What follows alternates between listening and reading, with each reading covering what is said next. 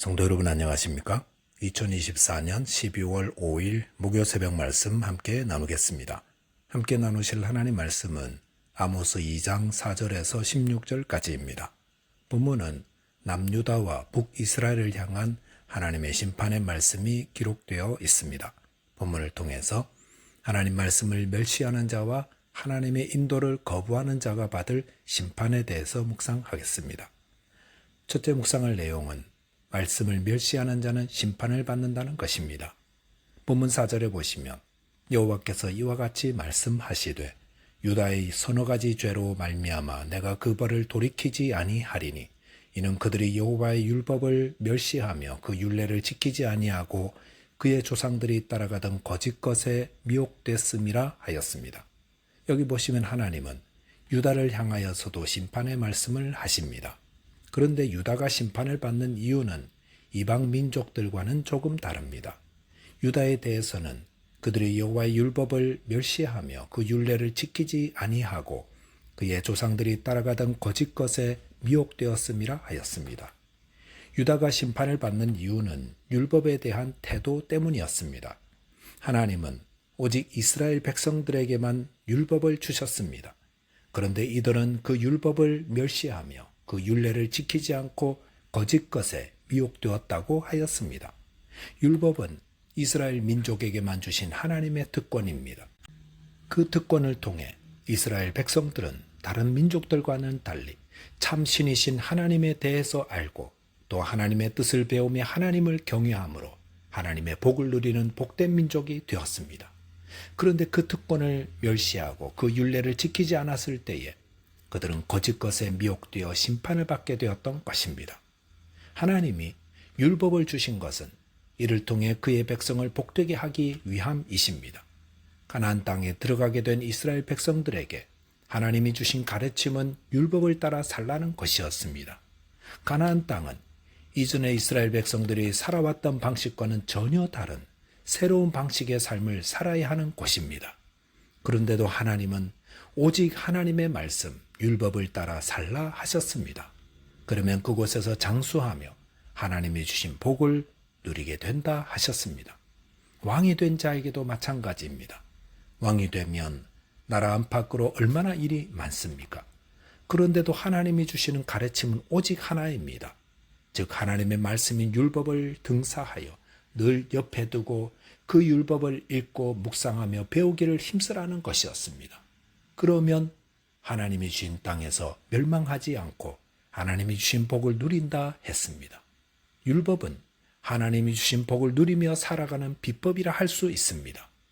한국의 백종원 씨를 잘 아실 것입니다. 이분은 요리와 사업에 특별한 재능을 가진 분입니다. 이분이 어려운 식당 주인들을 도와주려는 마음으로 음식 레시피를 특별하게 알려드렸던 적이 있었습니다. 그러자 음식이 달라졌다고 그 식당들의 손님들이 모이기 시작했습니다. 그런데 얼마 후 그 식당들이 다시 예전으로 돌아가 버렸습니다. 백종원 씨가 방문해 보니 자신이 가르쳐준 레시피대로 음식을 만들지 않고 있었습니다. 왜 그렇냐고 묻자 자기 생각에는 이게 아닌 것 같다고 해서 자기 식대로 요리를 했다는 것입니다. 이분들이 자기 생각을 내려놓고 대한민국 최고 요리사의 레시피를 믿고 따랐더라면 얼마나 좋았겠습니까? 율법도 마찬가지입니다. 하나님께서 우리에게 주신 것은 하나님이 주신 복을 누리며 살아가는 비법입니다. 그런데 이거 내 생각과 맞지 않는다고 이리 바꾸고 저리 바꾸어 버리면 어리석은 자가 되어 거짓 것에 미혹되어 길을 잃고 다니다가 심판을 받아 멸망케 되는 겁니다. 6절 이하에 나오는 북이스라엘의 죄들은 도덕적, 윤리적 죄이면서도 또한 율법을 거스른 죄들입니다. 하나님의 율법을 멸시하고 그 율례를 지키지 않는 자들은 자기 욕심과 세상 풍파에 휩쓸려 죄 가운데 거하다가 하나님의 심판을 받아 멸망케 됩니다. 그러므로 시편 1편 2절에서는 복 있는 자는 오직 여호와의 율법을 즐거워하여 그의 율법을 주야로 묵상하는도다라고 하였습니다. 말씀을 가까이 하는 자는 복되며 멸시하는 자는 멸망케 됩니다. 저와 여러분이 하나님의 말씀을 늘 가까이 하며 순종함으로 하나님의 복과 생명을 누리게 되시기 바라겠습니다. 둘째로 묵상할 내용은 하나님의 인도를 거부하는 자가 심판을 받는다는 것입니다. 본문 9절에 보시면 내가 아무리 사람을 그들 앞에서 멸하였나니 그 키는 백향목 높이와 같고 강하기는 상수리 나무 같으나 내가 그 위의 열매와 그 아래의 뿌리를 진멸하였느니라 하였습니다. 여기서 아모리 사람들이란 이스라엘 백성들이 가나안 땅에 들어가기 전 그곳에 거주하던 민족이었습니다. 그런데 그들의 외모가 얼마나 장대했는지 그들의 키와 강함을 백향목과 상수리 나무에 비유하였습니다. 이런 거인 같은 자들을 이스라엘이 어떻게 몰아내고 가나안 땅에 정착할 수 있었겠습니까? 그것은 하나님이 이스라엘 앞에서 그들을 진멸하시기 때문이라 했습니다. 이스라엘이 지금 가나안 땅에 정착해 번성한 것은 하나님의 은혜 때문이라 말하고 있는 것입니다. 본문 10절에 보시면 내가 너희를 애굽 땅에서 이끌어내어 40년 동안 광야에서 인도하고 아모리 사람의 땅을 너희가 차지하게 하였고라고 하였습니다. 여기서 하나님이 이스라엘을 애굽 땅에서 이끌어내신 것은 하나님이 그들에게 베푼 가장 큰 은혜였습니다. 그리고 그 후 40년 동안 광야에서 인도하신 것 역시 하나님의 은혜였습니다. 또한 본문 11절에 보시면 또 너희 아들 중에서 선지자를 너희 청년 중에서 나실린을 일으켰나니 이스라엘 자손들아 과연 그렇지 아니하냐 이는 여호와의 말씀이니라 하였습니다. 하나님이 이스라엘에게 베푼 은혜 가운데는 그들 가운데 선지자와 나실린을 일으킨 것도 있었습니다.